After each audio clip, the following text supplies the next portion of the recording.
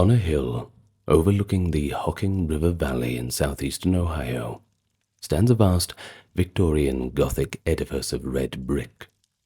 It's beautiful from afar, yet when you get up close it's quite foreboding.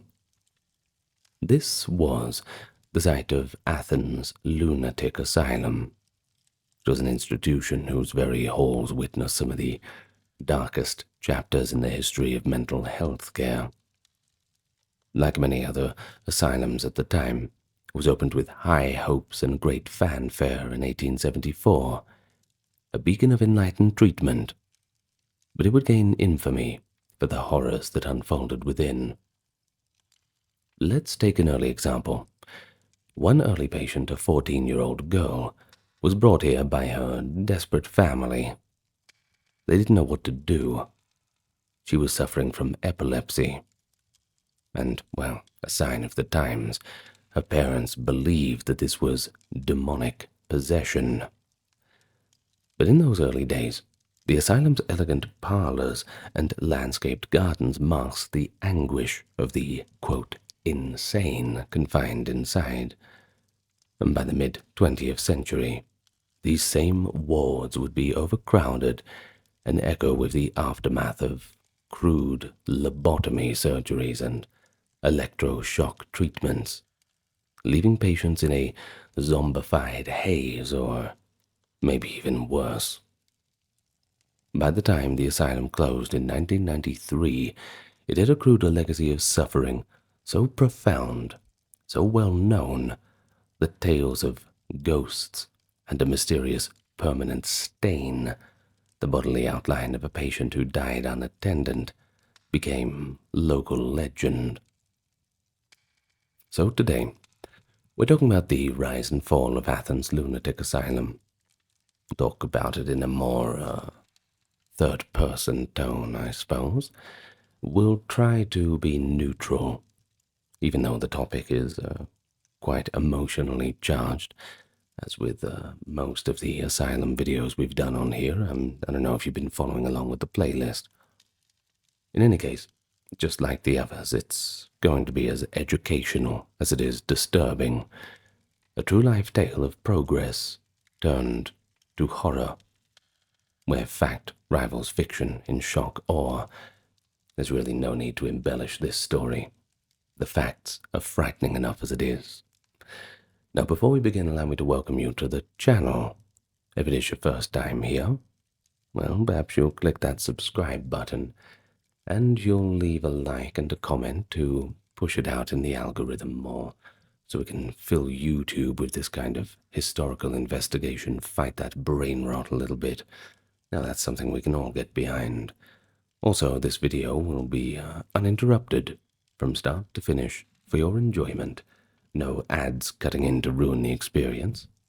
You see, on this channel, we are supported by those on Patreon, YouTube memberships, those who check out the merch store, and the occasional donation, whether it be through the Super Thanks on YouTube or the PayPal link. If you are interested in any of those links, you can find them in the pinned comment, the video description, and the channel description on the home page, where you'll find the rest of our playlists. Now, with all that being said, welcomes out of the way, let us begin our topic for today: Athens Lunatic Asylum. Of course, just as we've mentioned, if you have been following along with the general trend, then you'll know that those 19th century asylums were always opened up in this wave of, let's call it, reformist optimism. Certainly a time when science was really like a snowball rolling down the hill. Everyone was making these big strides. It was always forward, but sometimes in a wrong direction. Sometimes even straight off the edge of a cliff. We'll get to the lobotomies later. In any case, in the wake of the Civil War, there was a wave of asylum building that swept America. This was led by advocates like Dorothea Dease, who decried the mistreatment of the mentally ill in almshouses and jails, which was usually where they just got shoved into, just to be forgotten about, out of the sight of the public eyes, especially after the Civil War, talking about things like PTSD and all the rest. Well, unfortunately, people just got forgotten about. In any case, Ohio was one state that was eager to modernize care for its insane, a broad umbrella term even at the time, and they authorized a new state hospital in the southeast region. A competition among towns actually ensued for the honor, and of course the economic benefits of hosting it. Athens, a small college town, won out, and local enthusiasm was quite palpable. When the cornerstone was laid in 1868, there was a grand parade of townspeople that marched up the hill in celebration. It was seen as both a charitable undertaking but also a civic trophy. The architecture followed the Kirkbride plan, which, once again, it has been mentioned before in the other videos, a state-of-the-art design philosophy conceived by the psychiatrist Thomas Story Kirkbride. Essentially what it meant was an expansive main building with staggered wings. They called them bat wings, by the way.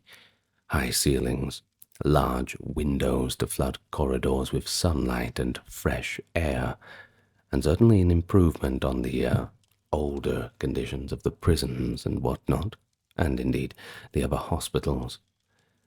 Now, the grounds themselves, designed by landscape expert Herman Harlan, were quite idyllic. Hundreds of acres of farmland, ponds, and walking paths, intended to provide a kind of healing environment that was more close to nature. You might be surprised, it all sounds pretty good for the 19th century. Of course, the buildings were very modern. The grounds were very well taken care of.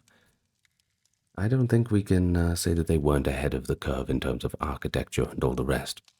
Now, of course, your surroundings do dictate your mood sometimes. In any case, Athens Asylum had opened as a model of moral treatment, the most modern and enlightened of the time.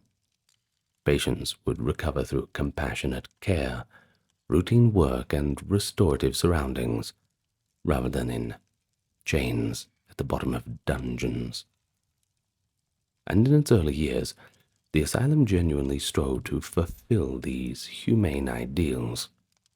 The first superintendent and staff organized recreational activities and occupational therapy in line with Kirkbride's recommendations. That was the guy who described the architect behind the building, by the way. If we mentioned, just don't forget that name, very famous if we're talking about asylums in America. Well, there were reading rooms, there was a chapel for worship, and there was even a grand ballroom where dances and concerts were held for patient amusement. One particularly strange attraction was a small alligator kept in a fountain on the grounds, a little bit of an eccentric touch that entertained visitors and patients alike. I'm sure many people were going home talking about that one. Patients were encouraged to take walks in the gardens, hopefully away from the alligator, row boats on the pond, and participate in farming or sowing, depending on their abilities, of course. Now, this meaningful occupation was believed to focus the mind and ease distress. In these early days, Athens was considered a gold standard asylum, a progressive place of refuge, where those mentally afflicted might actually have a chance of being cured. But then there's the reality. It all sounds good on paper, and a fancy building with nice green lawns and gardens, well, that doesn't make up for the truth, the reality, which would soon prove to be more complicated. And that line between therapy and confinement began to grow quite blurry. So let's peek beyond the asylum's hopeful facade and look at the individual stories of the patients. Stories that today can be both as horrifying as they are heartbreaking. So let's think about that first patient we mentioned in the introduction, the 14-year-old girl who was unfortunately suffering epileptic seizures, which was thought to be under demonic influence. Such was the medical ignorance of the era that epilepsy, along with many other conditions that we classify separately now, was simply lumped in under insanity. Now, this wasn't intentional cruelty. We can't put it like that. It was more just the ignorance of the time. In fact, the asylum's first annual report listed epilepsy as a leading cause of commitment, accounting for 31 male and 19 female patients in the first year alone. So simply put, a neurological disorder was construed as madness. And epilepsy, well, that was just one of the many dubious pretexts for admission. Victorian social norms, and of course pseudoscience, which there was plenty of real science, plenty of the pseudo kind as well, led to a broad net of what constituted insanity in the broadest sense of the term. For men, habits deemed immoral or intemperate often landed them in an asylum. For example, let's take alcoholism, which was then going by the term intemperance and dissipation. It was one common cause. Even more astonishing to modern eyes, masturbation was considered a cause of insanity. A moral failing that was so severe it was thought to damage the mind. Well, according to the 1876 report, 81 men and 1 woman were recorded as having gone insane due to, quote, self-abuse in the asylum's first 3 years. Well, doctors of the time genuinely believed that excessive solitary vice could destroy a person's sanity. Well, this is certainly a notion that stands as a grim reminder of how unique early psychiatric theory could be. Let's put it that way. Now, women, on the other hand, they often fell victim to sexist diagnoses. The asylum records show that the top 3 causes of insanity among female patients were puerperal condition, that is, complications of childbirth, change of life, a euphemism for menopause, and menstrual derangement. In practice, women going through postpartum depression, menopausal symptoms, or even severe PMS could be labeled as hysterical or deranged. Any bad mood could get you thrown into the asylum, unfortunately. And indeed, dozens of women were sent to Athens for such reasons in its first years. Any behavior deviating from those Victorian ideals of female propriety risked being pathologized. A wife's emotional outbursts or a mother's exhaustion could be construed as madness on the highest level. Well, women were frequently institutionalized for these outright fallacious and unnecessary reasons. The Athens Asylum patient rolls thus became a catalogue of 19th century social anxieties. Beyond illness and addiction, the institution also served as a convenient warehouse for individuals that families or authorities found troublesome. An especially striking example is that of a coal miner from the nearby Nelsonville, Ohio. The accounts from the time revealed that this man's insanity diagnosis had nothing to do with hallucinations or psychosis, but rather he was committed after agitating to start a labor union. His medical notes claimed that he had succumbed to a, quote, overstudy on the labor question, and a delusional belief that it was his duty to organize the miners to have better wages and whatnot. And in truth, his only symptom was political activism. Looks like you've had a bit too much to think. Well, local industrialists and officials, threatened by the prospect of a miners' union, found it pretty expedient to declare him insane and just lock him away. Problem solved. Incidents like that show how the asylum could be wielded as a tool of social control, and the higher-ups knew it.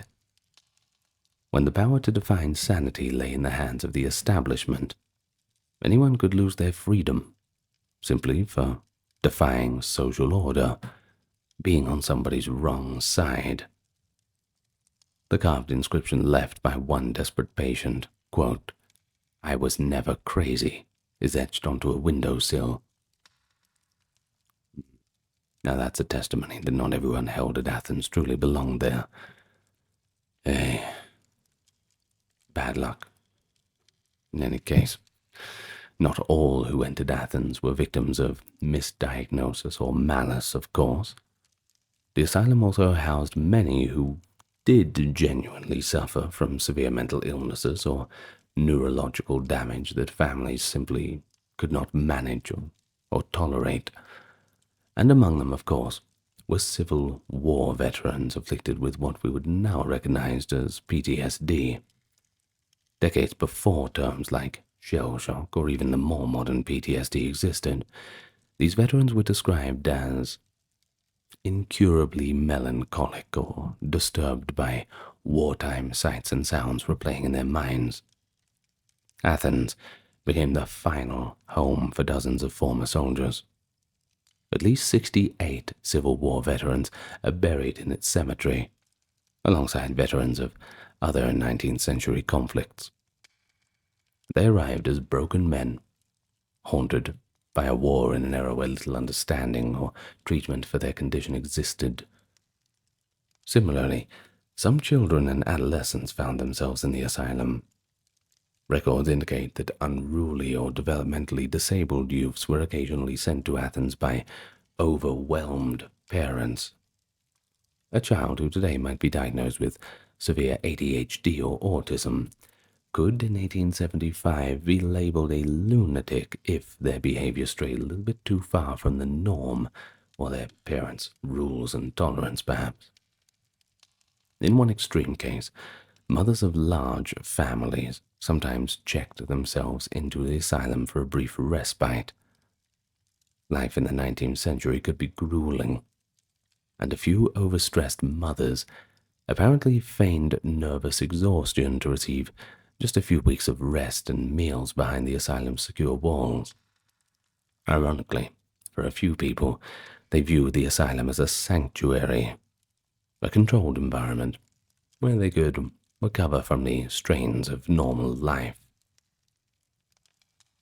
And speaking of normal life, well, for patients at Athens in the late 1800s, daily life was a mix of routine, therapy, and, well, implicit coercion, we could say. Let's look at the positive side. Many patients benefited from regular meals, exercise, and a structured schedule, often an improvement over the neglect or chaos they experienced in their lives before. The asylum was largely a self-sufficient community. Patients milked cows in the dairy, tilled the vegetable fields, tended the orchards, and helped maintain the facilities. This work was called industrial therapy, and indeed it could be rewarding for some. Nothing better than a sense of purpose. Without one of them, anybody can lose their mind, I suppose. But here's the thing. It was also forced labor by another name, an economically convenient arrangement where unpaid patients kept the institution running. By one account, free patient labor was essential to maintaining operations at Athens. Those who refused or were unable to work faced staff disapproval or other consequences. And you have to remember, too, that beneath that veneer of kindness, the 19th century asylums had more streaks of brutality. Patients deemed dangerous or unmanageable were likely put in restraints or solitary confinement, and this is despite Kirkbride's gentler creed. While Athens' early records don't flaunt the use of chains or tranquilizer chairs, devices common in earlier asylums, you can imagine that attendants resorted to straitjackets and locked rooms when patients had violent outbursts. In an age before antipsychotic medication, the asylum's tranquility was sometimes maintained by force. And then there was the overcrowding. Even in the 19th century, it began to undermine the moral treatment model. Simply just too many people. Can't follow the rules when you're too stressed and busy like that. Athens Asylum was built for about 550 patients in optimal conditions. Yet within 2 decades it frequently housed many more. As patient numbers climbed, funding lagged. Individual attention gave way to a more custodial atmosphere by the turn of the century.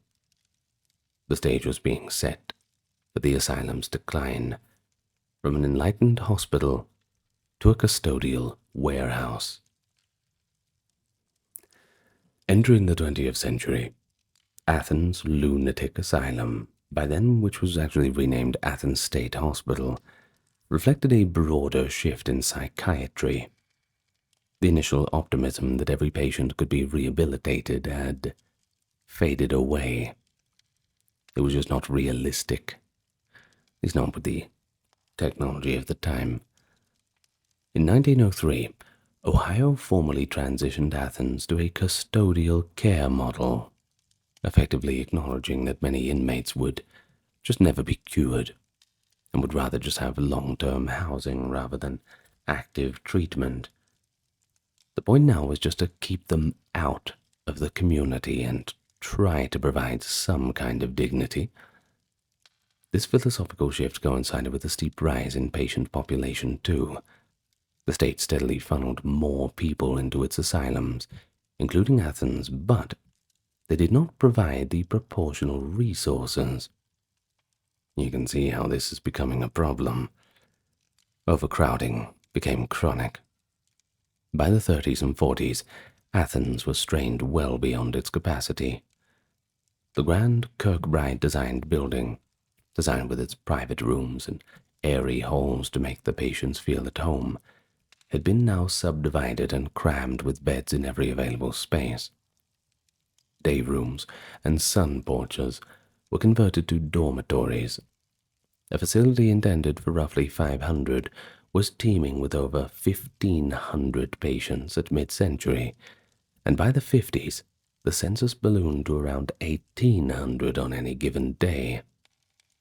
Nearly triple the number that Kirkbride had recommended for therapeutic efficacy. The effects of such extreme overcrowding were of course devastating. Understaffing was the norm. A few orderlies per ward struggled to supervise dozens of mentally ill individuals.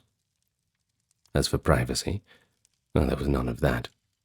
Patients slept in rows of cots or on mattresses lining the hallways, and sanitary conditions deteriorated alongside it. Reports from this era, echoing exposés at other state hospitals, describe scenes of neglect, patients left untended in filthy wards, the smell of urine and disinfectant permeating the air, and overtaxed nurses scrambling to distribute cold food trays to hundreds of hungry patients. At Athens, as at many mental health asylums, the lack of manpower meant many patients essentially fended for themselves within the locked wards.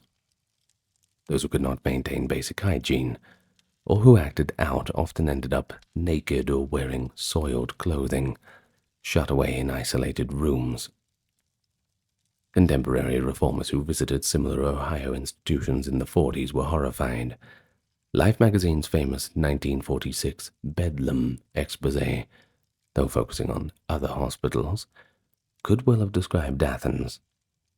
A quote from that goes like this: "These wards are crowded beyond capacity. The inmates huddled in filth and idleness, most with no hope of release."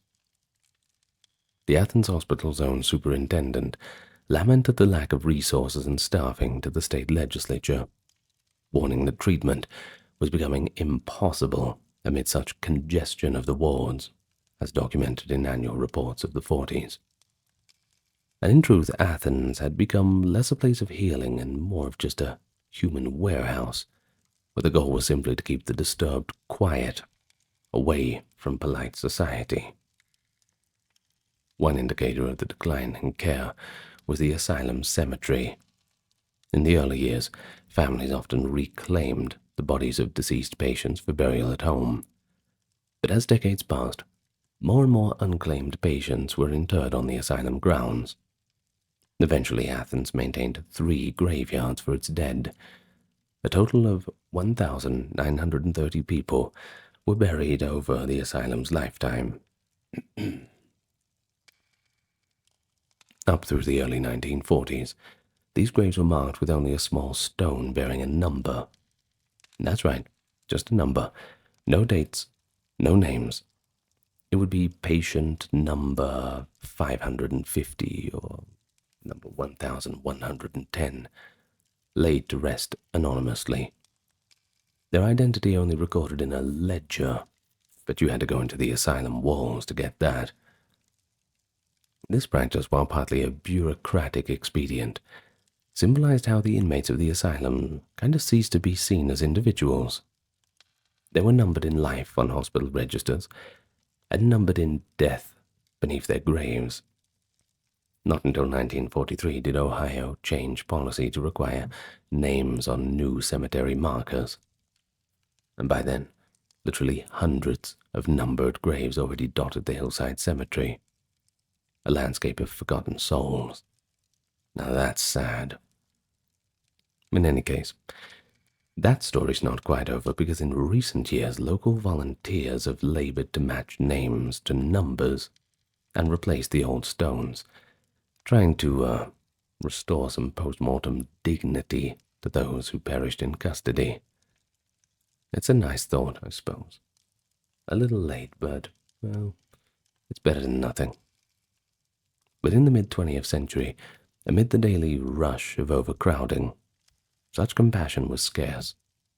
Athens State Hospital's mission had shifted from care to custody, and in the scramble to manage the overflow, the humanity of patients was too often overlooked. Of course, the stage was certainly set through this for the more drastic treatments, if we can call them that would become the asylum's most notorious legacy. The hope for more moral therapy began to wane, and the 20th century brought a new wave of psychiatric interventions, many of which in hindsight were quite nightmarish, but at the time were just new and shiny modern science. Athens, like its peers, became a testing ground for experimental cures that often did more harm than good. Medical science was groping for answers for severe mental illness, and a series of invasive procedures entered the scene. In the early 1900s, some doctors dabbled in surgical interventions based on dubious theories. For example, removing a patient's teeth or their colon, in belief that hidden infections caused insanity. A theory thankfully not very prevalent in Athens, but certainly indicative of the mindset of the era. By the 1930s and 40s, more mainstream methods emerged: insulin shock therapy and metrazole convulsive therapy, aiming to jolt patients out of psychosis by inducing seizures or comas.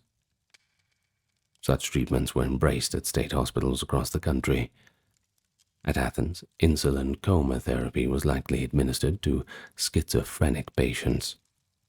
They would be injected with massive insulin doses to cause a hypoglycemic coma, and then revived, sometimes only after dangerous seizures.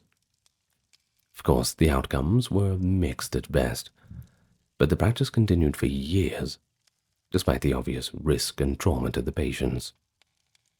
But even more common was the use of electroconvulsive therapy, or ECT, introduced in the 1940s.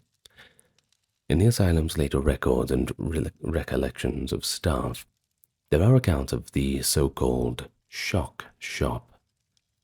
Patients, usually those with severe depression or catatonia, were dragged or cajoled into undergoing ECT sessions. In the early days, no anesthesia or muscle relaxants were used. Orderlies would hold the patients down as a psychiatrist placed electrodes on the temples and delivered a jarring electrical current straight to the brain. The patient's body would stiffen and convulse violently, sometimes resulting in bitten tongues or fractured bones. After a brief unconscious spell, they'd awaken disoriented, perhaps with a short-term memory loss or lingering confusion. Some did improve, transiently, I suppose, but the majority did not. By the 50s, ECT was routine at Athens, a grim assembly line procedure repeated on many wards. While electroshock therapy has evolved into a safer, more humane treatment today, in the mid-century it was indisputably frightening and brutal. Noisy, seizure-racked rooms of patients being shocked became emblematic of asylum horror. The most infamous intervention of all, however, was the lobotomy. And I think it's something that people don't talk about as much as they should, for how horrifying it was. At least, in my opinion. And this was where Athens really earned its dark renown. So what is a lobotomy? Basically the surgical destruction of brain tissue to temper mental illness. It was pioneered in the 30s, touted as a miracle cure by the 40s. Ohio state hospitals adopted the procedure enthusiastically, and Athens was no exception. In fact, the asylum became a regular stop for Dr. Walter J. Friedman II, the American evangelist of lobotomy. Freeman, sometimes called Dr. Lobotomy, traveled from hospital to hospital in the 40s and 50s, performing and demonstrating his trademark operation, the transorbital lobotomy, chillingly nicknamed ice pick lobotomy.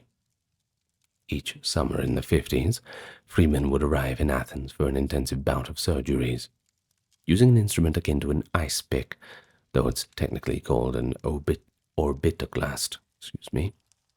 He accessed the brain through the patient's eye socket. I want you to imagine that in your head right now.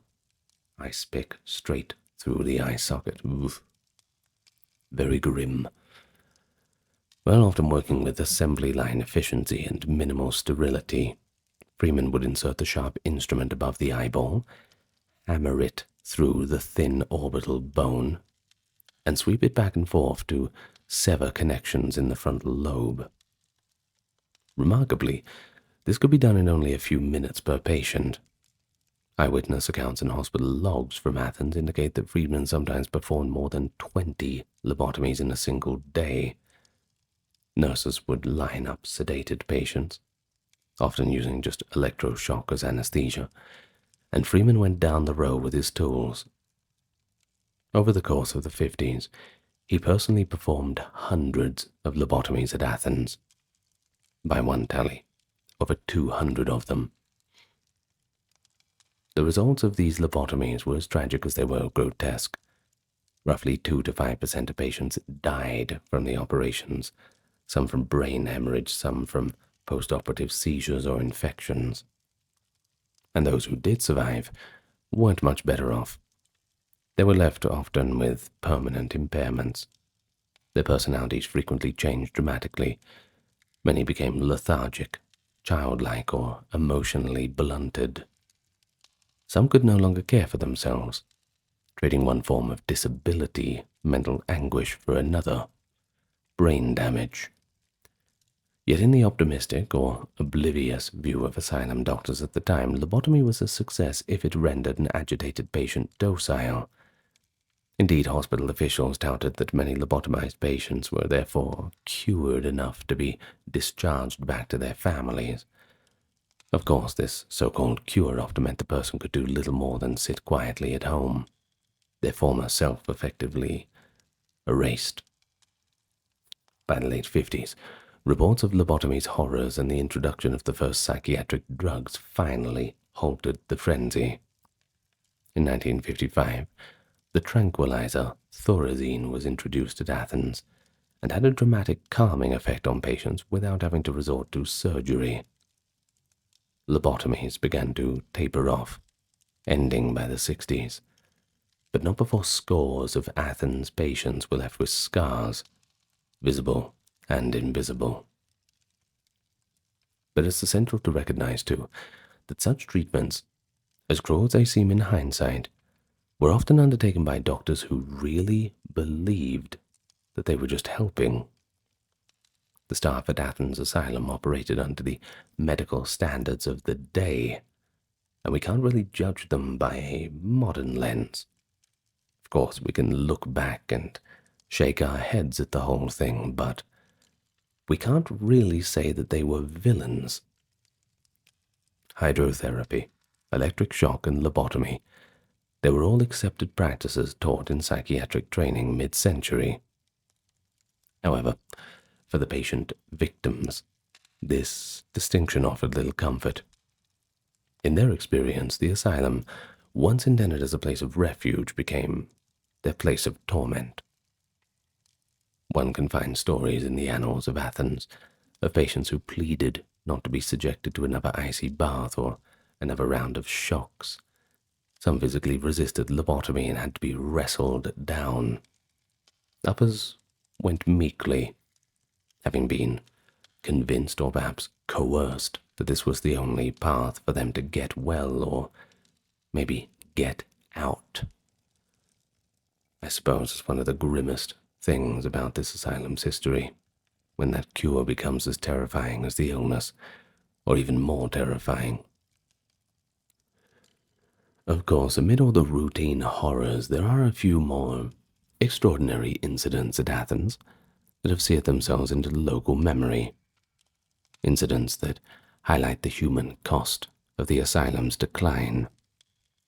One of the most macabre was the disappearance of Margaret Schilling in 1978. Schilling was a middle-aged patient with developmental disabilities who went missing within the hospital complex. Staff fanned out and searched for her in vain. But it was only weeks later, in January 1979, that Margaret's body was accidentally discovered in a long-abandoned ward of the asylum. She had apparently locked herself in an unused top-floor room and starved to death, utterly overlooked in a building where she should have never been allowed to be left alone. Of course, by the time they found her, the remains had badly decomposed on that concrete floor. The fluids from her body left a permanent stain, a pale, ghostly silhouette of what used to be her form, etched into that porous floor.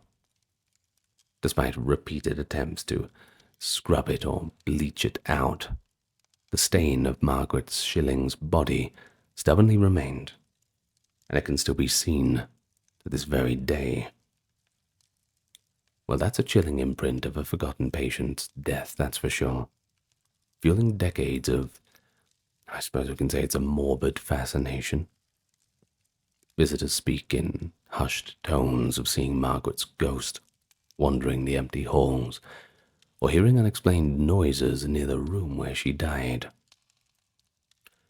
And yes, maybe we're straying a little bit out of history here. Tales like that belong to folklore. But still, the true tragedy doesn't need any embellishment. An inmate of the assignment literally starved and then rotted away, unnoticed by her caretakers, leaving behind a physical trace of the asylum's negligence. Another infamous chapter of Athens' later years involves Billy Milligan, a patient whose story bridged the worlds of true crime and psychiatric controversy. Once again, we find ourselves in the 70s, and Athens Hospital admitted Milligan after he was arrested for a series of violent crimes. Milligan was diagnosed with dissociative identity disorder, or multiple personality disorder in modern vernacular, claiming that different personalities within him committed the crimes without his awareness. In a sensational legal case, he was found not guilty by reason of insanity and sent to Athens and other state facilities for treatment. In fact, he became one of the first individuals in U.S. history to use multiple personalities as a successful legal defense. At Athens, doctors observed an array of distinct personas in Milligan, from a Yugoslavian communist to a small English-speaking child, each emerging in therapy sessions. Milligan's case, while certainly dramatic, shows the asylum's role in handling the dangerous mentally ill, not just those who were straying from society's norms. Sometimes you had hardened criminals.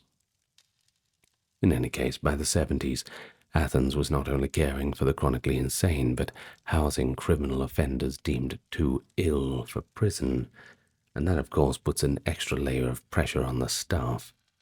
Unpredictability.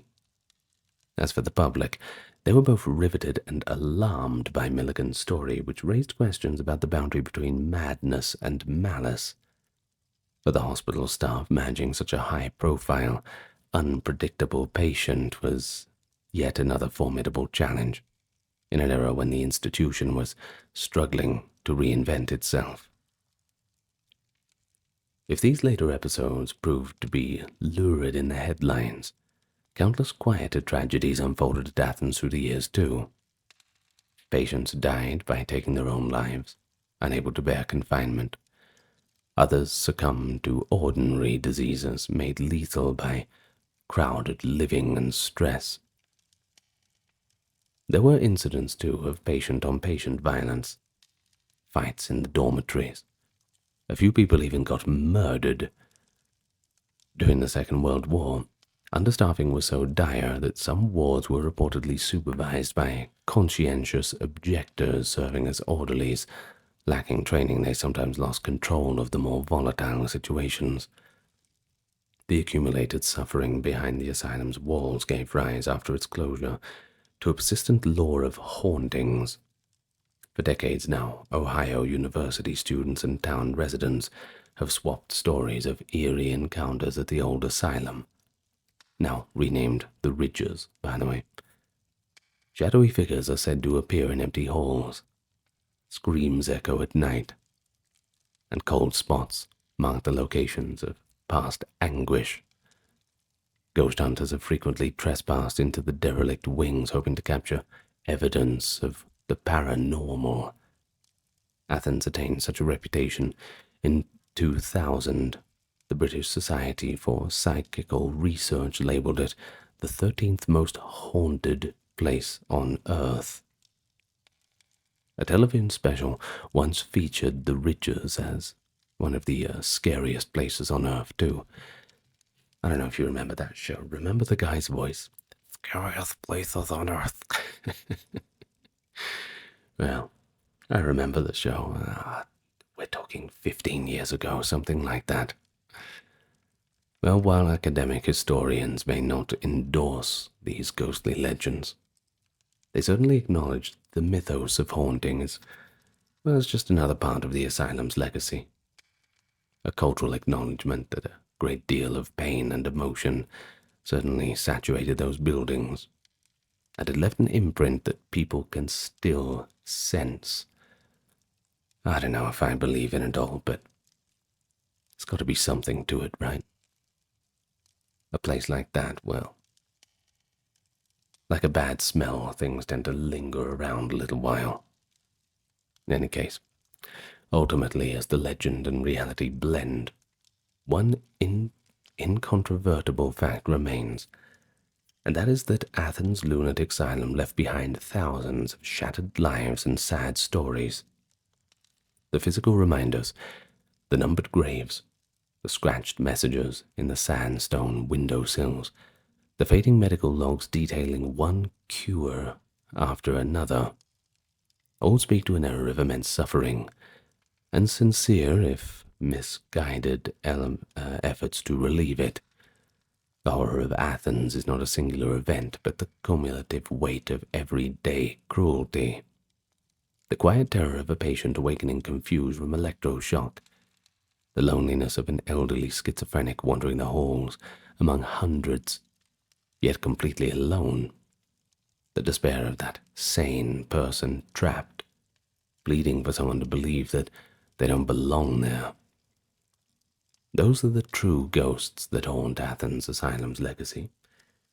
And whether you believe in the supernatural side of it, there's plenty of scary stories to be told just in the realm of history, strictly alone. Of course, by the 80s, Athens State Hospital, as it was then known, was a skeleton of its former self. The population had plummeted from its peak in the 50s as part of a nationwide trend of deinstitutionalization. New psychiatric medicines, introduced in the 50s and 60s, mood stabilizers, antipsychotics, allowed many patients who would have once been lifelong asylum residents to now live in smaller community settings.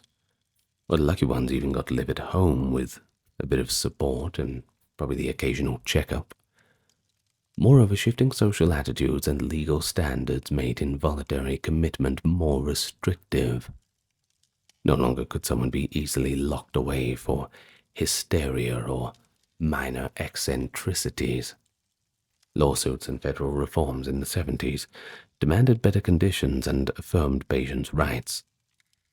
The asylum had begun as an embodiment of progressive ideas and ended up being dismantled, caught up in that new wave of progress. And so, in 1993, after 119 years of operation, the last remaining patients were transferred out to a modern psychiatric facility nearby.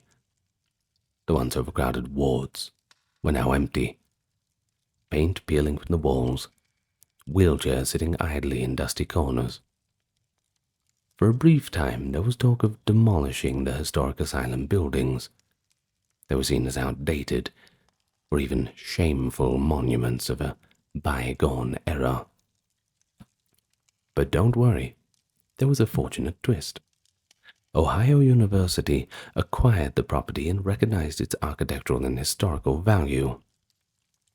The asylum complex was rechristened the Ridges, and efforts began to adapt to its new use while preserving its character. Over subsequent decades, many of the old wards and support buildings were renovated into classrooms, offices, and even an art museum. The picturesque hills and cemeteries were incorporated into a nature preserve and walking trails. In essence, the site was reabsorbed into the community, transformed from a place of exclusion to one of engagement. However, just renovating bricks and mortar and a few new coats of paint, that doesn't quite erase the past. The story of the asylum has become a subject of study and reflection.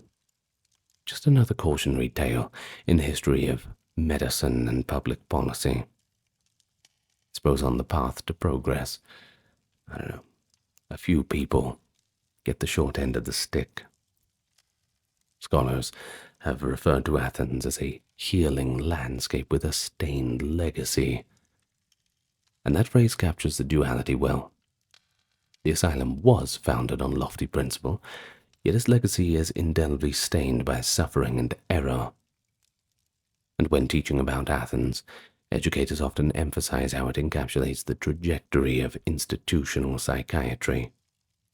In the beginning, representing hope, the idea that mental illness could be cured in a peaceful asylum away from the cruelties of the outside world.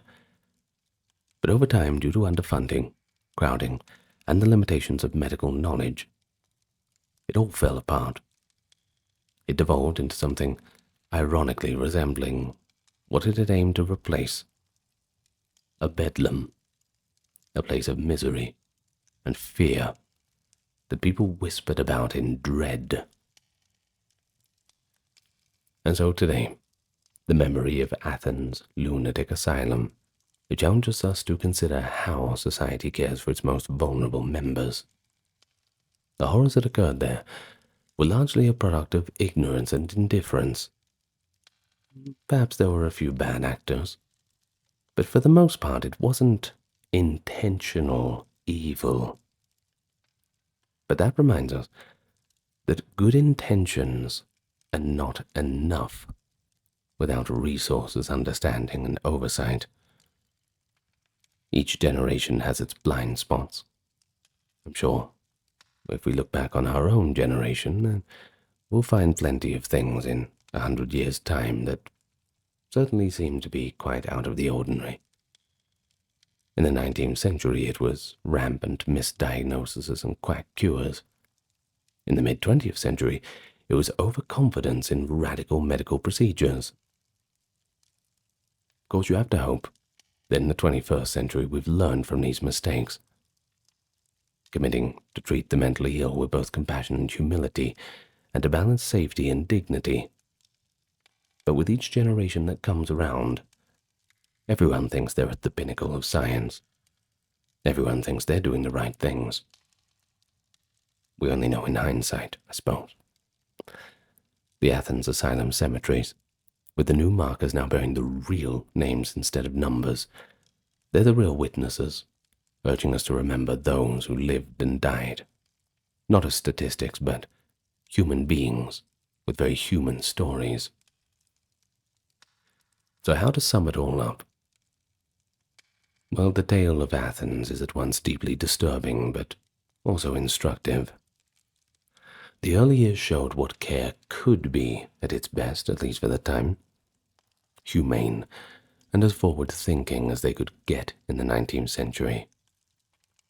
But like pretty much all of the other insane asylums at the time, the middle years showcased the worst abuses of a broken system, from the banal horror of neglect to the dramatic violence of forced lobotomies, people dragged off kicking and screaming to be turned into vegetables. And its final years demonstrated society's new capacity to change course, albeit too late for those poor souls who passed through the wards.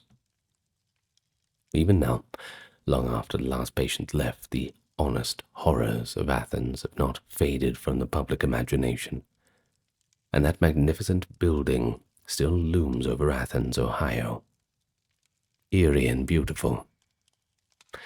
It compels us to ask what stories its walls would tell if they could speak. Of all the horrible things we've talked about with any of these asylums, these are the things that we know about. And when you talk about the 19th century and the early 20th century, well, it was a lot easier back then to sweep things under the rug. But those stories, the ones we have now laid bare with historical research, they're more unsettling than any ghost tale, because they're about real people frightened, mistreated, or simply lost, and a system that struggled to balance compassion with control. And so, in remembering the horror of Athens Lunatic Asylum, you have to do more than just recoil at past darkness, but one must shed light on how far we've come, and also how vigilant we must remain to ensure such horrors never recur under the guise of care. And that's it for another insane asylum video. I really do hope you're enjoying the series. We still have another one planned. Maybe we'll do more of them. I don't know how many insane asylums the United States has had. Maybe we'll do ones from other countries. I don't know. My mum used to tell me about one, because from Melbourne, Australia, Mum used to tell me about Kew. I don't know if it was Kew Insane Asylum or whatever it was. I don't think they called it that. Gave it a little bit more of a tasteful name, but basically for kids with autism and all the rest. And yeah, same old story. Poor treatment, all the rest. Maybe that's the next one I'll do. If not, just for the sake of my mum, who would love to hear it. In any case, I'm going to thank my top-tier patrons and supporters, both on YouTube and... what's the other one? Patreon. Excuse me. We got Kimberly, Christine, Sally Ember, Susan, Cameron, Carey, Charlene, Lindri, Scatiana, Nicholas, Ulfidnir, Alexander, Charles, Christine, Dr. Neuro Nerd, Aaron, Jaden, Jim, Jeffrey, Jessica, Madeline, Melissa, Orthodox Review, Scott, Shell, Wendy, Josie, Sarah, Ryan, Thor, Cameron, Stefan, Kevin, HMSHH, Crystal, Dalvery, Anthony, Lucy, Brandon, Gugu Bubonic, Nicholas, Craig, Neftis, Alexander, Gokhan, Dorsey, Benita, Claire, Courtesy, Carol, Robert, Mary, Bridget, Nefertari, Yvette, Miss Mochi, 11, Allison, Free American, Jennifer, Brittany, David, Cody, Brian, Are You My Mum, Rhonda, Carrie, Katy P, and Lovely. All right. Well, that's it from me then. We have finished another video, so thank you very much for joining me, and I will see you when you feel inclined to return. Always a pleasure. Good night. Lots of love to you all.